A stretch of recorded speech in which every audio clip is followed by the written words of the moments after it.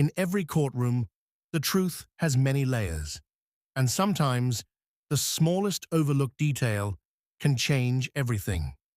Today, we dive into a gripping case where a single forgotten letter shifted the balance of justice and turned the entire trial upside down. This isn't just a story about law. It's about how a hidden piece of paper carried the power to alter a man's destiny. Before we begin, make sure you subscribe to our channel, where we uncover the most fascinating, real-life cases and untold courtroom dramas every day. By subscribing, you'll never miss a story that might leave you questioning what you thought you knew about truth and justice. The case started like many others. A wealthy businessman stood accused of fraud, and the evidence against him was mounting. Witnesses testified, documents piled up, and the prosecution painted a picture of a man who had deceived everyone around him. His lawyers struggled to find cracks in the case, but every argument seemed to collapse under the weight of the prosecution's evidence. The judge, stern and calculated, appeared to lean toward conviction, and whispers in the courtroom suggested the outcome was already written. But beneath the mountain of files and testimonies, there was something missing, something that no one in the room, not even the defense attorneys, remembered. It was a single letter, tucked away years earlier, that carried with it not only the businessman's defense, but also the revelation of a truth that had been buried in silence. At this point, no one knew it existed, yet its discovery would soon flip the trial on its head. As the proceedings dragged on, tensions rose. Reporters filled the back rows, scribbling notes for headlines they assumed were obvious. Guilty verdict imminent. Family members sat in silence, staring at the accused, wondering if they were about to watch him lose everything. Even the defense seemed defeated, preparing their client for the worst. But fate, as it often does, had a way of stepping in at the most unexpected time. It was during a late-night review of old files that an assistant stumbled upon it. Folded, faded, and almost forgotten, the letter was buried at the bottom of a dusty box of personal papers. At first glance, it seemed insignificant, just another correspondence from years past. But as the words were read aloud, the weight of its meaning became clear. This was no ordinary letter. It was a testimony in itself, written long before the trial began, and it told a very different story than the one the court had been hearing. No one in the defense team could believe what they had found. This wasn't just a lucky break. It was a lifeline, a chance to rewrite the narrative that had condemned their client before he had even spoken. What remained to be seen was whether the judge would allow it into evidence, and more importantly, whether the letter's words would be powerful enough to turn the tide of justice. Would this forgotten piece of paper save a man's life, or would it be dismissed as irrelevant? The answer was about to unfold in the most dramatic way possible. The next morning in court, the atmosphere was tense, almost electric. The defense attorneys, who had seemed defeated just a day before, walked in with a new fire in their eyes. In their hands was the letter, the forgotten piece of paper that could change everything. The prosecution scoffed at the sudden discovery, dismissing it as a desperate trick, but the defense knew better. They had found something that directly contradicted the story being sold to the judge and jury.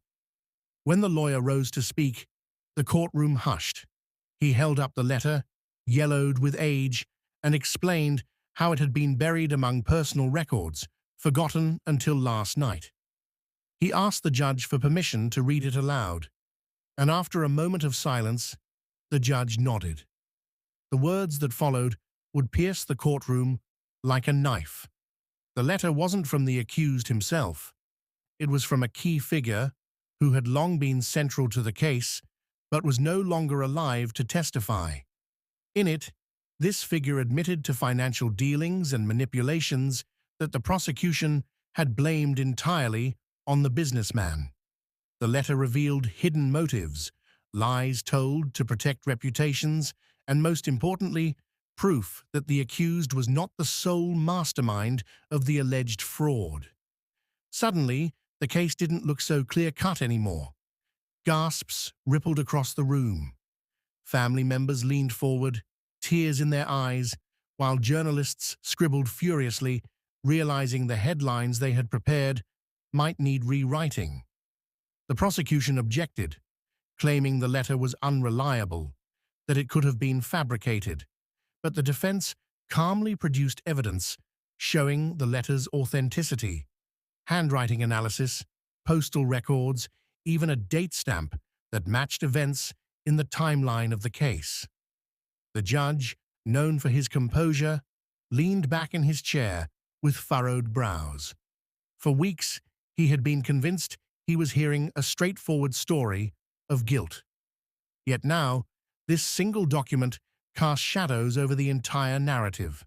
His eyes lingered on the letter as if it held a power greater than any testimony spoken from the witness stand. The accused, who had sat silent and broken for so long, lifted his head for the first time in weeks. His eyes followed the lawyer's words, hope returning to his face. This letter was not only proof of his defense, it was validation that he had been fighting against an incomplete truth all along. But the battle wasn't won yet. The prosecution, threatened by the shift in momentum, began attacking the credibility of the letter. They called it a distraction, a ghost of the past that had no place in the present.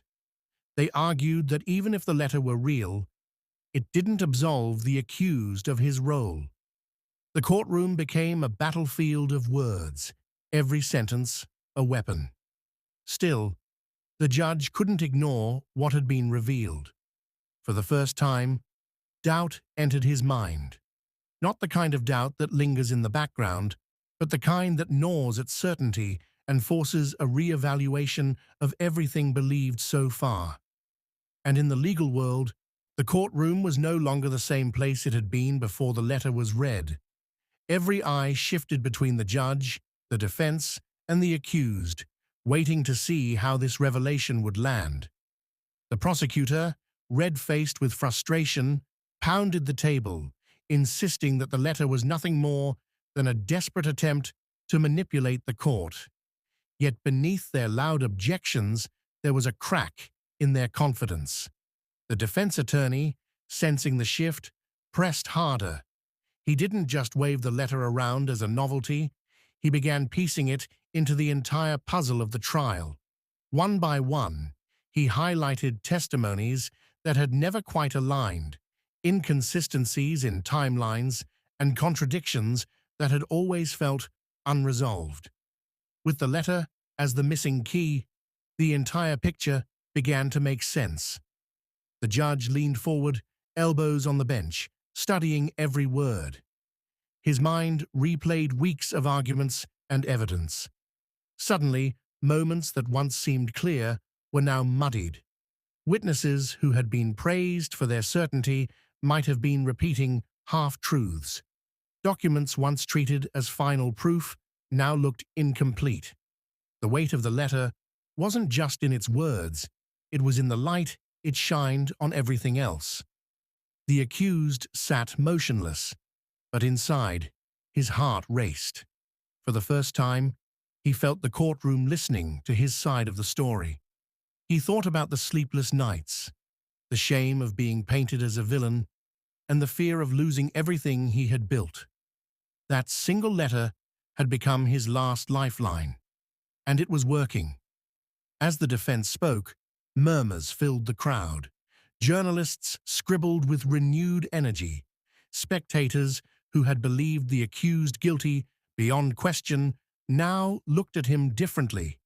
Even some of his harshest critics whispered among themselves, wondering if they had judged too quickly.